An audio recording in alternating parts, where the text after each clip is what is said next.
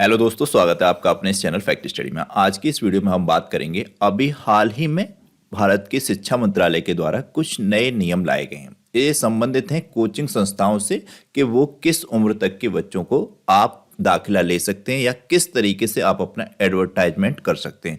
हमने देखा है पिछले दिनों में तमाम कोचिंग इंस्टीट्यूट वाले, चाहे उनके यहाँ बच्चा पढ़ा है नहीं पढ़ा है, डायरेक्ट तरीके से इनडायरेक्ट तरीके से उसको पैसे देके किसी भी तरीके से वो अपने बैनर पर छाप लेते हैं और दिखाते हैं कि हमारे इस बच्चे को टॉप करवाया या हमारे यहाँ से इस बार का टॉपर दिया गया। ये बहुत ही गलत चीज़ है। आप किसी प्रकार से क्या किस बच्चे को टॉपर करवा लोगे? हालांकि बहुत बड़ी भूमिका होती है जो भी शिक्षक हैं उन सभी की, लेकिन बच्चा ही प्रमुख रूप से मेन चीज होता है। वो नहीं पढ़ेगा तो उसको कैसे आप टॉप करवा लेंगे? अगर ऐसी बात है तो आपकी कक्षा में 100 विद्यार्थी हैं, जिस बच्चे का सिलेक्शन नहीं हुआ या 100वीं रैंक आई, उसको क्यों नहीं कह देते आप कि हमने इसको नहीं पढ़ा पाया, हमारी कमी रह गई। आप बस टॉपर का, वो खुद ही बचपन से पढ़ने में तेज है, गॉड गिफ्टेड है या किसी भी तरीके से, तो वो आया है, लेकिन आप इस तरीके से उसका क्राइटेरिया लेते हैं, आप उस तरीके से दिखाते हैं उस चीज को बैनर्स पर कि और बच्चों को भ्रमित करते हैं। तो इस तरीके की चीजें चलती नहीं। और इसी मामले में हमने देखा कोटा में तमाम स्टूडेंट्स ने सुसाइड कर ली। अब बच्चे बताइए, 17-17 साल के, 18-18 साल के बच्चे तमाम सुसाइड की वजह से चले गए। इस तरीके का प्रेशर ही आ जाता है, माहौल ही इस तरीके का क्रिएट कर दिया जाता है, माँ बाप तक का ब्रेन वॉश कर दिया जाता है और वो भी बच्चों पर इस तरीके से प्रेशर डालते हैं कि देखो वो लड़का इतना अच्छा कर रहा है, हम तुम पर इतने पैसे खर्च कर रहे हैं, तुम इस तरीके से क्यों नहीं कर पा रहे हो। तो इसी से संबंधित तमाम बहुत पहले से ही न्यूज़ेस आ रही थी। तो ये शिक्षा मंत्रालय के द्वारा बहुत ही अच्छा, बहुत ही सराहनीय कदम उठाया गया है। इसकी जितनी तारीफ की जाए उतनी कम है। इस पर संदीप माहेश्वरी जी ने भी ट्वीट किया था, उस ट्वीट को मैं यहाँ पर ऐड नहीं कर पाया हूँ। बहुत ही शानदार ट्वीट था। उन्होंने कहा था a great initiative by the education ministry of India, तो वो भी बहुत ही शानदार था। तो हम सभी को इसकी तारीफ करनी चाहिए। बहुत ही शानदार नियम आए हैं।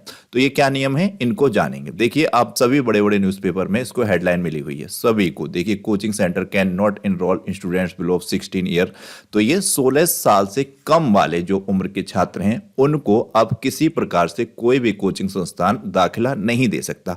और ये होना भी चाहिए। अच्छा, विद्यालय किस लिए हैं, स्कूल्स किस लिए हैं? उनमें इतनी अच्छी पढ़ाई नहीं करा जा सकती क्या? अगर ज्यादा है तो एक्स्ट्रा क्लासेस लगवाई जाए और उनको जो है पढ़ाई करवाई जाए। लेकिन क्या होता है, 14-14 साल के बच्चों को भेज दिया जाता है कोटा तैयारी करने के लिए, प्रेसिस कोई आईआईटी के लिए और भी तमाम मेडिकल की पढ़ाई के लिए और भी तमाम पढ़ाई के लिए। यहाँ तक कि अब तो कोर्सेज ऐसे आ गए हैं 10th से ही आप यूपीएससी की तैयारी कीजिए। ये चीज़ सही नहीं है। आप 12th कीजिएगा बड़े अच्छे तरीके से, प्यार से, जहाँ से भी कर रहे हैं अपने घर से। और विद्यालय की जिम्मेदारी होनी चाहिए कि उसके विद्यालय में जब टीचर नहीं पढ़ा पा रहा है तो वो बाहर कोचिंग संस्थान में अपने खोल के क्या करेगा? धंधा ही करेगा। बिजनेस बना दिया है पूरी तरीके से एजुकेशन को, जो कि बिल्कुल ही गलत है। तो इसी से संबंधित ये बहुत ही शानदार नियम आए हैं, जैसा कि कोचिंग संस्थानों के मनमाने रवैये और देश में बढ़ रहे छात्रों के आत्महत्या के मामलों में कमी लाने के लिए सरकार नए गाइडलाइन लाई है। ये गाइडलाइन सभी कोचिंग संस्थानों पर लागू होंगे। इन दिशा निर्देशों के अनुसार अब कोई भी कोचिंग संस्थान 16 साल से कम उम्र के छात्र का नामांकन अपने संस्थान में नहीं कर सकता। इन सभी ने अपने अपने कोचिंग संस्थान खोल लिए हैं। इतनी शानदार शानदार बिल्डिंग्स बना ली हैं कोचिंग संस्थान की, ऐसा लगता है कोई बड़ी बिजनेस कंपनी चल रही हो। और पूरा बिजनेस ही कर रहे हैं। बस 2-4 बच्चे अगर सेलेक्ट हो गए तो उन्हीं को अपने बैनर्स पे छाप रहे हैं। इनके कोचिंग संस्थान में नहीं भी पढ़ा है, वो भी सिलेक्ट हो गया तो उसको भी छाप रहे हैं पैसे देकर। और उस टाइम उस बच्चे में भी इतनी समझ नहीं होता है, उसको भी पैसे मिलता है तो वो भी अपना नाम बेच देता है एक तरीके से। ये चीज़ नहीं होनी चाहिए। तो ये बहुत ही सराहनीय फेल है, बहुत ही शानदार है ये। तो इसमें क्या है ये जानेंगे। 16 साल की उम्र से पहले कोचिंग पर रोक, नियम तोड़ने पर लगेगा 1 लाख रुपए तक का जुर्माना। अब ये डायरेक्ट 1 लाख रुपए का जुर्माना नहीं लगेगा। फर्स्ट टाइम अगर कोई इस तरीके से पकड़ा जाता है तो उस पर थोड़ा कम जुर्माना है। तो इसी को हमने ऐड किया है। केंद्र सरकार ने गुरुवार को कोचिंग क्लासेस पर बड़ा फैसला लिया। सरकार ने निजी कोचिंग संस्थानों के लिए एक गाइडलाइन जारी की, जिसके अनुसार 16 साल से कम उम्र के विद्यार्थी कोचिंग क्लास नहीं जा सकते और जाने भी नहीं चाहिए। आप सभी अच्छे अच्छे इतने इतने महंगे महंगे स्कूल्स में पढ़ते हैं, उनमें इतनी इतनी महंगी महंगी फीसेस हैं, उसके बाद भी आपको प्राइवेट कोचिंग संस्थान में जाना पड़े तो फिर क्या ही मतलब है? तो फिर मामला गड़बड़ है। हालांकि कुछ स्कूल्स वाले तो रोक लगाते हैं कि अगर उनके विद्यालय में कोई टीचर है तो वो कोचिंग नहीं पढ़ाएगा। कहीं कहीं पर तो मैंने ऐसा देखा है, टीचर्स इतनी छोटी मानसिकता के हैं और एक कहूँ तो घटिया मानसिकता के, वो बच्चों पर स्कूल्स में नहीं कुछ भी पढ़ाते हैं, प्रेशर बनाते हैं, उनकी यहाँ तक की पिटाई भी लगाते हैं कि वो उनसे पढ़ने बाहर आएँ, जिससे कि वो उनसे पैसा ऐंठ सकें। इस तरीके के भी चलते हैं और बहुत ज़्यादा पिटाई लगाते हैं इसी तरीके का प्रेशर बनाने के लिए। यहाँ तक कि उनको ये भी धमकी देते हैं कि हम आपको एग्जाम्स में कम नंबर देंगे, प्रैक्टिकल्स में आपके नंबर कम कर देंगे। इस तरीके की चीजें भी हमारे समाज में हुई, तो ये इसको बड़े अच्छे तरीके से, कड़े तरीके से पालन होना चाहिए इन चीजों का। हालांकि हर विद्यालय में, 12th तक के विद्यालय में रोक होनी चाहिए। किसी प्रकार का कोई भी विद्यालय के टीचर बाहर कोचिंग नहीं पढ़ाएगा बच्चों को, 12th तक स्कूल में ही होनी चाहिए। इसके साथ साथ मैं तो यही कहूंगा, एक नियम ये भी होना चाहिए कि अपने देश में थोड़ा सा टैक्स तो इतना सारा है ही, लग ही रहा है, तो उसका कोई दिक्कत नहीं है, और थोड़ा सा टैक्स लगा दो, लेकिन शिक्षा पूरी तरीके से फ्री कर दो और स्वास्थ्य भी पूरी तरीके से फ्री कर दो। चाहे प्राइवेट हो चाहे गवर्नमेंट, हर एक संस्थान में, चाहे अस्पताल हो चाहे विद्यालय हो, बिल्कुल फ्री एजुकेशन होगी और बिल्कुल फ्री सभी का इलाज भी होगा।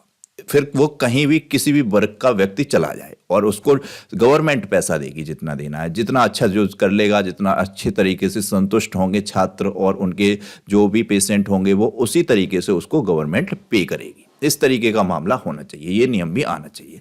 तो हालांकि ये जो अभी वर्तमान में नियम आए ये भी अच्छे हैं, क्योंकि 16 साल तक के बच्चों का बहुत ही प्रेशर हो जाता है, वो स्कूल से आ नहीं पाता, उससे पहले झोला उठा के कोचिंग के लिए चल देता है। बड़ा ही मामला गड़बड़ है। इस नियम का उल्लंघन करने वालों को 1 लाख रुपए तक का जुर्माना का लगाया गया है और साथ ही कोचिंग संस्थान का रजिस्ट्रेशन भी रद्द किया जा सकता है। शिक्षा मंत्रालय की ओर से जारी गाइडलाइंस के अनुसार कोचिंग संस्थान 16 वर्ष से कम उम्र के विद्यार्थियों को अपने यहाँ पर दाखिला नहीं देंगी। साथ में ही अच्छे नंबर, रैंक दिलाने या पास होने की गारंटी जैसे भ्रामक वादे भी नहीं कर सकते। देखा है हमने किस तरीके से बहुत ही भ्रामक एडवर्टाइज चलता है, बहुत ही बुरी तरीके से बच्चों को भी दिमाग को प्रभावित किया जाता है, उनके पेरेंट्स को भी प्रभावित किया जाता है कि हमारे यहाँ एडमिशन ले लीजिए, बस आपको बहुत ही शानदार रैंक आएगी, आपका काम हो गया।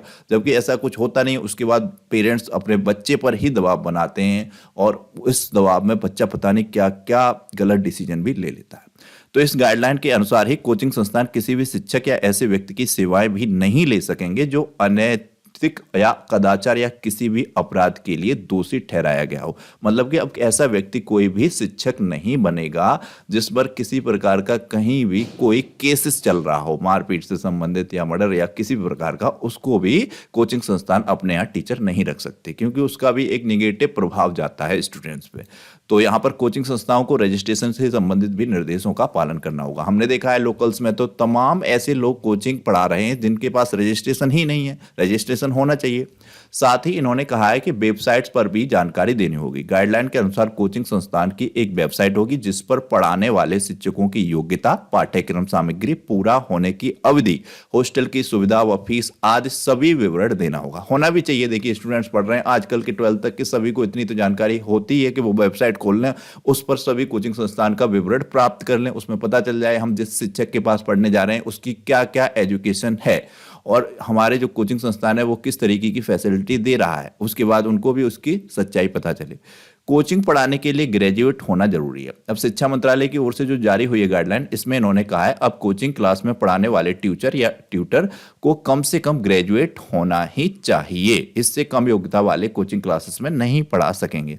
हाँ, आजकल इतना तो ग्रेजुएट तो होना ही चाहिए और थोड़ा सा नेताओं के लिए भी ये नियम आना चाहिए, उनको भी चुनाव लड़ें तो थोड़ा ग्रेजुएट होना चाहिए। कोचिंग पढ़ाने के लिए उम्र सीमा, कोचिंग पढ़ाने के लिए मतलब पढ़ने के लिए उम्र सीमा, हालांकि पढ़ाने के लिए तो इन्होंने डिसाइड कर दिया है ग्रेजुएट है, और पढ़ने के लिए भी एक उम्र सीमा डिसाइड हुई है पहली बार। इससे पहले ये उम्र सीमा कभी नहीं थी कि कोचिंग पढ़ने के लिए आपकी क्या उम्र सीमा होगी। तो ये भी क्वेश्चन कहीं भी पूछा सकता है कि भारत में अब कोचिंग पढ़ने के लिए न्यूनतम उम्र सीमा कितनी है, तो ये 16 वर्ष है। विद्यार्थी को हाई स्कूल पास होना चाहिए, दोनों में से एक शर्त पूरी होनी चाहिए। 16 वर्ष होने चाहिए कम से कम, या हाई स्कूल पास होना चाहिए। हाई स्कूल से कम वाले विद्यार्थी नहीं पढ़ेंगे कोचिंग। हालांकि मुझे लगता है होम ट्यूशंस तो चलती रहेंगी, जैसे प्राइमरी में और क्लास 8 तक होती हैं, घर पे जाके कोई भी शिक्षा देता है, उसके लिए किसी प्रकार के कोई भी हमको रजिस्ट्रेशन की ज़रूरत नहीं है। वो तो उसके पेरेंट्स की ही पूरी निगरानी में सारा कार्यक्रम होता है, घर पर पढ़ता है, तो उस पर किसी प्रकार की कोई रोक नहीं है। अगर इन सब नियमों का उल्लंघन किया तो सबसे पहले, अगर इन पता चला कि कोई कोचिंग संस्थान इस तरीके के नियमों को तोड़ रहा है, तो उस पर सबसे पहले 25,000 रुपए का जुर्माना लगेगा। ये भी क्वेश्चन बन सकता है, इस तरीके का ध्यान रखना है। दूसरी बार नियम तोड़ता है तो जुर्माने की राशि बढ़कर 1 लाख रुपए हो जाएगी। इसके अलावा उसका रजिस्ट्रेशन भी रद्द हो सकता है। तो ये हमने जाना है। इसके अलावा यहाँ पर 10 पॉइंटों में मैंने ऐड कर दिए ये सभी नियम। इनसे आपसे कहीं भी कोई भी पॉइंट पूछा जा सकता है, दिए जा सकते हैं कि आज के वर्तमान में कोचिंग संस्थानों के लिए क्या क्या नियम है इस तरीके के। तो आपको ये नियम पता होने चाहिए, तभी आप क्वेश्चन को भी अटेम्प्ट कर पाएंगे। इंटरव्यूज वाले जो भी आपके एग्जाम पेपर्स हैं उनमें भी ये पूछा जा सकता है, वेरी वेरी इंपॉर्टेंट है। जैसे कि केवीएस के इंटरव्यू होते हैं तो उसमें तो विशेष तौर पर ये क्वेश्चंस पूछे जा सकते हैं। और भी जिन भी टीचिंग संस्थानों से संबंधित जो भी नियम है वो हमें वैसे भी पता होने चाहिए, आम नागरिकों को हर एक किसी को पता होने चाहिए। तो एक बार फिर से ये पढ़ लेता है। जैसे कि कोचिंग संस्थानों को साफ निर्देश दिया गया है कि अब वो न तो अच्छी रैंक की गारंटी दे सकते हैं, ना ही गुमराह करने वाले वादे कर सकते हैं। मतलब अगर उनके यहाँ से अच्छी रैंक भी है तो भी वो इस तरीके के भ्रामक किसी प्रकार का कोई एडवर्टाइजमेंट नहीं करेंगे। अब कोचिंग संस्थान स्नातक से कम शिक्षा या ट्यूटर को नियुक्त नहीं करेंगे। छात्रों का नामांकन सिर्फ सेकेंडरी स्कूल एग्जामिनेशन के बाद ही अब करना होगा। कोचिंग संस्थानों को अब वेबसाइट भी बनानी होगी। इन साइट्स पर ट्यूटरों की शैक्षिक योग्यता, पाठ्यक्रम, उन्हें पूरा किए जाने अवधि, छात्रावास की सुविधाएं और कितनी फीस ली जा रही है इसका भी बिल्कुल लेटेस्ट विवरण देना होगा। किसी भी कोचिंग संस्थान को अब तक अगर पंजीकरण नहीं किया है तो अब वो जब तक उसके पास काउंसलिंग सिस्टम नहीं होगा तो वो उसका पंजीकरण नहीं होगा। यहाँ पर पंजीकरण से संबंधित भी इन्होंने कुछ नियम बदले हैं। इन्होंने कहा है कि किसी भी कोचिंग संस्थान का रजिस्ट्रेशन नहीं होगा अगर उसके पास काउंसलिंग सिस्टम नहीं होगा। काउंसलिंग सिस्टम होना भी जरूरी है क्योंकि बच्चे को कोई भी दुविधा आती है तो वो मन में ही सोचता रहता है, इधर उधर पूछता है। अगर कोचिंग संस्थान के पास कुछ ऐसे व्यक्ति हैं, अगर काउंसलिंग सिस्टम को वो रखता है तो सीधे बच्चा उससे संपर्क करेगा और अपनी जो भी उसके डाउट हैं या और भी किसी भी तरीके की समस्या आ रही है उसको, तो वो उसको क्लियर करेगा। सरकार का मानना है कि अवसाद या तनावपूर्ण स्थिति में छात्रों को तत्काल सहायता उपलब्ध कराने के लिए संस्थानों के पास यह तंत्र होना जरूरी है, काउंसलिंग सिस्टम वाला। विभिन्न पाठ्यक्रमों के लिए कोचिंग सेंटर्स को ट्यूशन फीस उचित रखनी होगी। अब फीस की रसीद भी अनिवार्य है। ऐसा नहीं कर सकते कि फीस की रसीद नहीं दे रहे और ब्लैक में पैसा ले रहे हैं। तो ये उनको पूरा का पूरा लीगल तरीके से ही ट्यूशन फीस लेनी होगी। अगर इस तरीके के नियम, ये सब नियम दिए गए हैं भारत के शिक्षा मंत्रालय द्वारा, इनको अगर तोड़ेंगे तो उन पर 25,000 रुपए या 1 लाख तक का जुर्माना लग सकता है। यहाँ तक कि उनका रजिस्ट्रेशन भी रद्द किया जा सकता है। अगर छात्र अपने पाठ्यक्रम की पूरी फीस का भुगतान कर देता है और वह पाठ्यक्रम को बीच में छोड़ देता है तो उसे 10 दिनों के भीतर बाकी की फीस रिफंड करनी होगी। जैसे कि 365 डेज का उसका पूरा का पूरा मतलब कोर्स है, अगर वो चाहता है छोड़ना तो बड़े आसानी से छोड़ सकता है। कोचिंग संस्थान इस तरीके से नहीं कह सकते कि हम आपकी फीस वापस नहीं करेंगे। पहले आपने देखा होगा कई कोचिंग संस्थान कहते थे खुले तौर पर कि फीस वापस नहीं की जाएगी। ऐसा नहीं है, जितने दिन वो पढ़ाया उतना आप अपना पैसा लीजिए और बाकी का उसको रिफंड कीजिए। बिल्कुल बहुत ही शानदार नियम है। केंद्र सरकार ने इसी के साथ सुझाव दिया है कि अगर कोचिंग सेंटर ज्यादा फीस वसूलते हैं तो उन पर 1 लाख रुपए का जुर्माना लगाया जाएगा। ज्यादा फीस भी नहीं वसूल सकते। देखिएगा 12th के बाद बच्चा पढ़ रहा है, किसी भी एग्जाम की तैयारी कर रहा है, हमने देखा 5-5 लाख 10-10 लाख रुपए की फीस ली जा रही है। इसका कोई भी अस्तित्व बनता है, मतलब कोई मतलब नहीं बनता है। तो एक लीगल फीस लेनी चाहिए। इसके साथ साथ ही पंजीकरण भी रद्द किया जा सकता है अगर इलीगल तरीके से गलत फीस या बहुत ही ज्यादा फीस लेते हैं तो। इन दिशा निर्देशों के प्रभाव होने के 3 महीनों के भीतर नए एवं पहले से मौजूद कोचिंग सेंटर को अपना रजिस्ट्रेशन कराना का भी सरकार ने प्रस्ताव रखा है। तो ये सारे नियम आए शिक्षा मंत्रालय के द्वारा, बहुत ही शानदार नियम है, इनकी तारीफ की जानी चाहिए, बहुत ही उम्दा।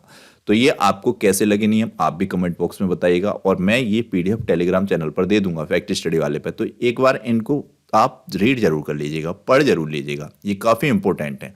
आप, मैं तो विशेष तौर पे कहूँगा आपकी जो परीक्षाएं होती हैं बीएड बीटीसी वाली इस तरीके की, यहाँ तक कि सीटेट की, उनमें इन्हीं पॉइंटों से कुछ क्वेश्चन बन सकते हैं, आप यकीन मानिएगा। लेकिन इन नियमों को सख्ती से पालन करें तभी कुछ कारगर है। हमने देखा है हमारे देश में विशेष तौर पर कोई भी रूल्स एंड रेगुलेशन सख्ती से पालन नहीं होता है। उनमें बना दिए तो जाते हैं, फिर मतलब एक तरीके से कभी कभी कुछ संस्थान ऐसे ही बिना रूल्स के चलते रहते हैं, कुछ रिश्वतखोरी देकर अपने नियम तोड़ते रहते हैं। तो ये चीज गलत है, इनको बिल्कुल ही अच्छे तरीके से पालन हो जाए तो हमारे देश का माहौल अच्छा हो जाएगा। शिक्षा व्यवस्था पर कार्यक्रम तो होने ही चाहिए। ये था नियम और ये था आज का वीडियो। तो आपको ये वीडियो कैसे लगा कमेंट बॉक्स में बताइएगा। यहाँ पर हमने एक इस तरीके का क्वेश्चन ऐड किया है जो कि सभी के लिए इंपॉर्टेंट है। जैसे कि अब ये इटली की पहली महिला प्रधानमंत्री कौन थी, तो ये एक सामान्य अध्ययन या जनरल अवेयरनेस का जनरल नॉलेज का क्वेश्चन है। ये ऐसा नहीं है कंपटीशन के बच्चों को ही पता हो, ये तो आप 8th तक के बच्चे हैं तो भी पता होना चाहिए, 12th तक के तो भी पता होना चाहिए। तो इसी पर्पज से इस क्वेश्चन को यहाँ पर रखा गया है। तो उम्मीद करते हैं ज़्यादातर स्टूडेंट्स को इसका आंसर पता होगा। पहले हम इसका कई बार जिक्र भी कर चुके हैं, काफ़ी इंपॉर्टेंट क्वेश्चन है। और जो इटली की पहली महिला प्रधानमंत्री हैं ये भी बहुत ज़्यादा चर्चित रहती हैं, तो इनका आंसर आप जरूर कीजिएगा। वेरी वेरी इंपॉर्टेंट क्वेश्चन है। इसी तरीके की अपडेट और फैक्ट एनालिसिस वीडियो के लिए चैनल को सब्सक्राइब कर लीजिएगा, बेल आइकन को प्रेस कर लीजिएगा और वीडियो को ज़्यादा से ज़्यादा लाइक और शेयर कीजिएगा। Thank you so much.